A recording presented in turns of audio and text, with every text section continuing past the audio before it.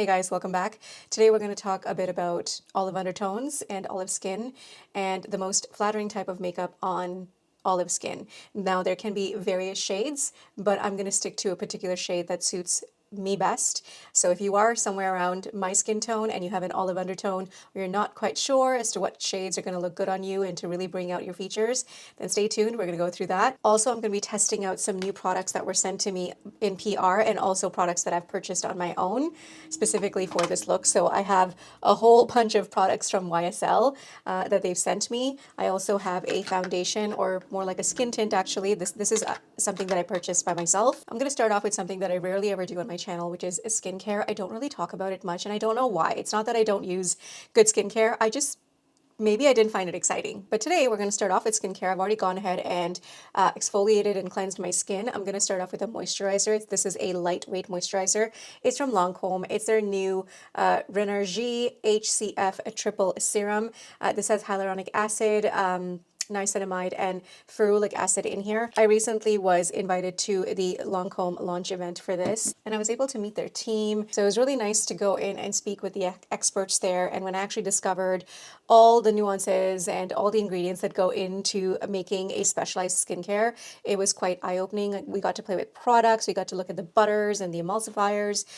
Very, very eye-opening experience. And I'm so glad that I was able to attend. So thank you, Lancolm, for hosting such a beautiful event. And the reason why I have been enjoying this one is because it is so lightweight on the skin. It really penetrates into your skin, but doesn't leave it feeling sticky or oily. It's really, really nice and supple actually. Now, in addition to any good moisturizer, as you all know, SPF is the other thing that we definitely need for our skin, especially in the summer months. I tend to get tanned here and here, very much so.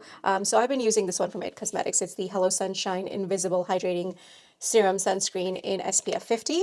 And I really just like to work this into my skin. This one is more of a lotion feeling, and it's a little bit more hydrating, and it doesn't leave any white cast on my skin. It just melts right in. Moving on to the exciting part, I'm super excited to try some of this stuff from YSL. I'm going to be using the YSL Bare Look Tint. I picked it up in shade 12.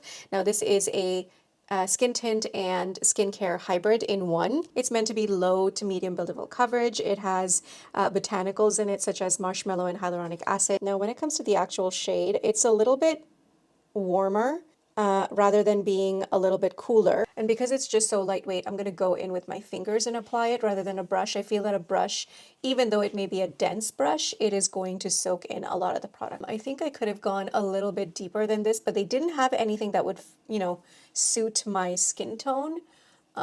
Especially now because, I'm a little bit more tan. This, I can see it working more in the winter season, but I think with a little bit of bronzer and contouring, I can make this work. So one of the biggest pain points I find with olive skin is finding your right undertone.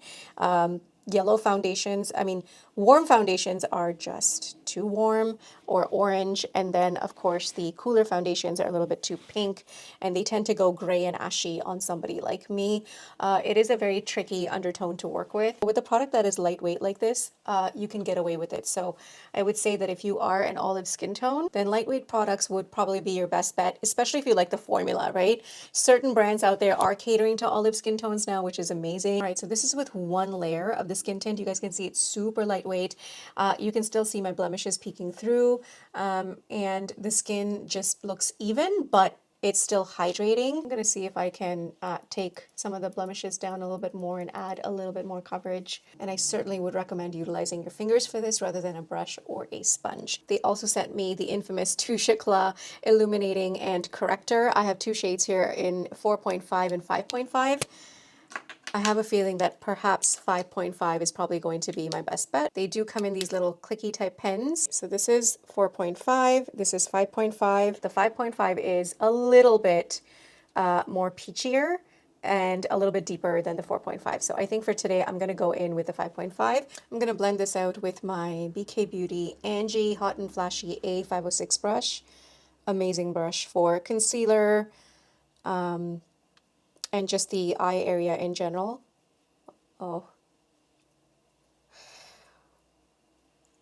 That was so easy to blend, and it has really taken down the darkness. This is not showing up properly in camera, but in real life, I'm telling you, this is actually looking so beautiful underneath my skin. I'm gonna go in a little bit more because I tend to have darkness towards the inner corners of my eye. You know, all these years, I've heard so many people talk about this product and I never understood the hype until now. And it's really undetectable on the skin. This is a stellar, stellar product. I don't even feel the need to go in with a concealer on top of this. So we're gonna move on to the contour portion. Now I don't have a particular contour for YSL. So I'm gonna use these new Sephora contour sticks that came out. I picked up the shade light to medium and medium to tan. This is shade 2. This is slightly cooler. And this is shade 3, which is, you know, a little bit neutral to warm. There you guys can see shade 2 up here is a little bit more cooler. That's a little bit more warm. I'm actually going to start off with shade 2. Go in directly. I think this can definitely work as a contour product for me. I feel that this is probably going to be better contour shade for me in the winter season. When it comes to bronzer and contour products, I prefer it to be a little bit more neutral to cooler in tone. I've generally found certain bronzers to have a little bit of that olivey undertone, and I tend to gravitate towards those rather than a very warm toned bronzer with a lot of red or orange in it. It doesn't sit well with the olive undertones that I have. I must say that the formula is very lightweight and it's blending out beautifully. It's a very effortless, very creamy, very emollient formula, and it doesn't set to be sticky or leave like an oily finish. It's actually more like a soft matte finish almost. Now, I don't have anything new for powder, so I'm going to use my Givenchy Prisme Libre powder. This is in the shade Satin Blanc. And I typically just like to use the puff that comes with it. It's nice and small and compact, but I actually like to take the product on the sponge, move it around in my hand, take the excess off. A little bit goes into the sponge actually. And then I just go in and I set. And sometimes I look up into my mirror and make a funny face so that I'm not setting the fine lines. And the under eye area is super smooth. And it's also brightened up my under area because this powder is just a few shades lighter, but I find that utilizing a very thinly milled lighter powder like this works best for me rather than actually applying a really light shade of concealer and then setting with powder, because this just does the job of a lighter concealer. That way I get a very smooth, brightening under eye. Now in the summertime, I also like to set my bronzer, and I am going to show you my favorite bronzer. This is the Bare Minerals bronzer, Endless Summer Bronzer in the shade Faux Tan. And look at the shade. The shade is not orange, it's not yellow, it's not red. It's just a very neutral with a slight olive undertone. Has a little bit of that, you know, greenish tint to it. At least I can see it. But it is the perfect shade for somebody with olive skin tone like myself, and it can act like a bronzer and a contour. Let me just show you. I'm using the Sephora brush. I don't think this is available anymore, and I of course take it on my brush a little bit, tap it away, and then just very lightly go in. It hugs the contours of my face right underneath the cheekbone, and you just see that very subtle bronziness over here, and it's also given my face a little bit of a shape, and it's also setting the cream that we applied underneath. The Physicians Formula Butter Bronzer, I do like that one as well. I also like the Sephora powder bronzers that they've come up with as well, but nothing compares to this one, and I really hope Bare Minerals does not discontinue this product. I'm going to get to the blush and lips later, but let's talk about these eyeshadows. These are the YSL Mini Couture Mini Clutch eyeshadows. These have been reformulated as well. Absolutely love the packaging. It does really look like a cute little clutch. Let's get into these. I got sent 2 shades. The number in the palette is 300 and 200. This one here is a little bit more neutral. This one is more of that mauvey pink. I definitely want to do a look with both of them, but for today, I think I'm going to stick to the mauves in general because it has a little bit more of that pinky undertone, and I feel that these type of shades for the spring and summer suit olive skin tones such as myself the best. So I will save this for another tutorial. I'm also starting off with my Smashbox 24-hour eye base. This is a clear base. It is my go-to, locks in the shadows all day long. I definitely want a softer look today. I'm using my BK Beauty 202 brush, and I'm going to dip into the shade right here. And of course, let's start off with the crease area. And since these shades are softly packed and very blendable, there is a little bit of kickback on the pan. Now, because I have a clear base on, you guys can really see how the shade is looking on my natural skin tone. And that's exactly why I went for a clear base, because I wanted to see if these shadows show up on me. I'm going to go in with the shade right here next, and I'm picking this up on a BK Beauty 206 brush. It seems pretty pigmented. Oh, that's such a good color too. So when it comes to olive skin, I have discovered that anything that complements green, because we have a little bit of that green in our skin tone, will work on our skin. And so if I'm looking at plants and I'm looking at flowers, any of those bright jewel tone shades will look good on us.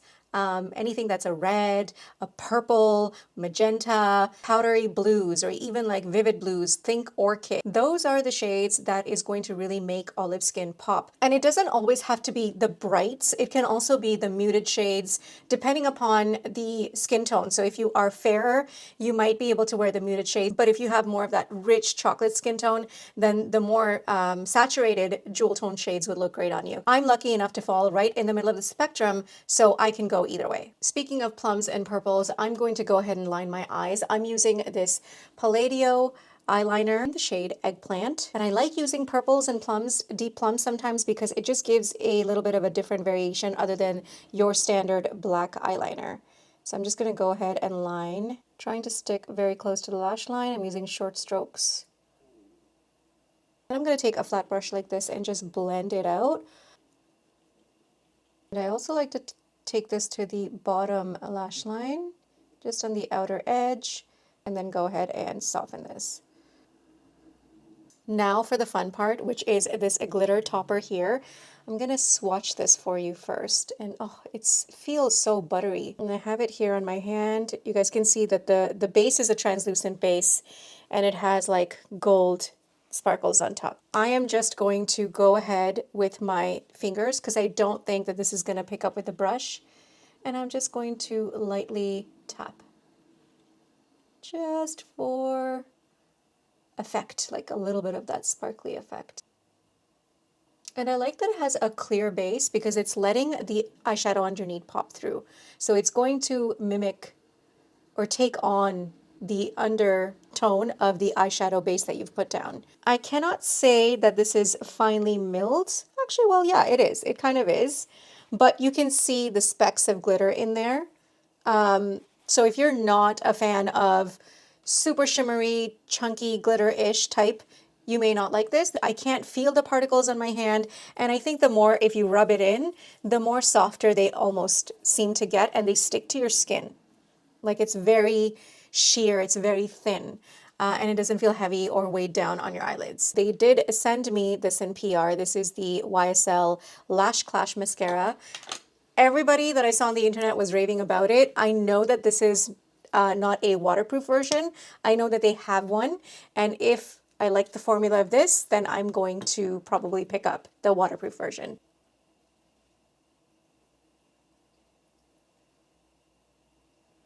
Okay, it's separating my lashes. It's really coating them as well. I really like this type of bristle because it actually combs each and every single one of my lashes and coats it. I will say that it's not holding my curl, but it's not terrible. And I think I'm definitely going to pick up the waterproof version. If I was to critique this mascara, I would probably just say that the wand, I prefer a smaller wand. Like this is a little bit too, like it's thick and big.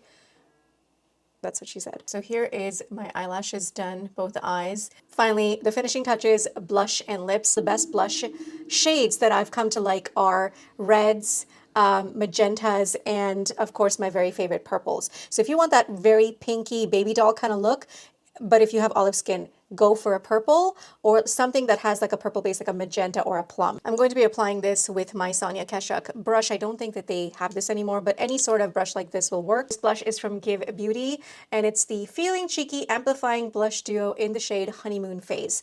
I'm going to mostly stick with this shade down here, and then just applying it to the tops of my cheeks. This is a very soft application of a blush. It's not something that's going to be very pigmented right from the get-go, so you have time to play and build it up, and I actually like blushes like this the most. If you've been following me for a while, you know that I am not a fan of too much blush, and this just gives me that perfect hint of color and flush to my cheeks. So I'm going to go back in with a blending brush, and I'm going to pick this shade up here again, and I'm very lightly going to apply it just in this transition area here. It's not going to take away from the rest of the eye look. In fact, it's just going to tie it in with the rest of your face. And so everything just looks cohesive. Now, YSL has sent me 3 different formulas of their lip products. I have the Rouge Volupte Shine. I also have the Rouge Volupte Candy Glaze version. And I have the Rouge Pure Couture, the Bold Lipstick. And I'm assuming this is going to be the most vivid and saturated of them all. The others are more of like that glossy glazed donut sort of look. I'm lining my lips with the MAC lip liner in Nightingale, and I'm going to keep this fairly light. So there's 2 options with this look. You can go for a more nude light lip shade, or you can go with a little bit more of a bolder shade. It just really depends upon your preference.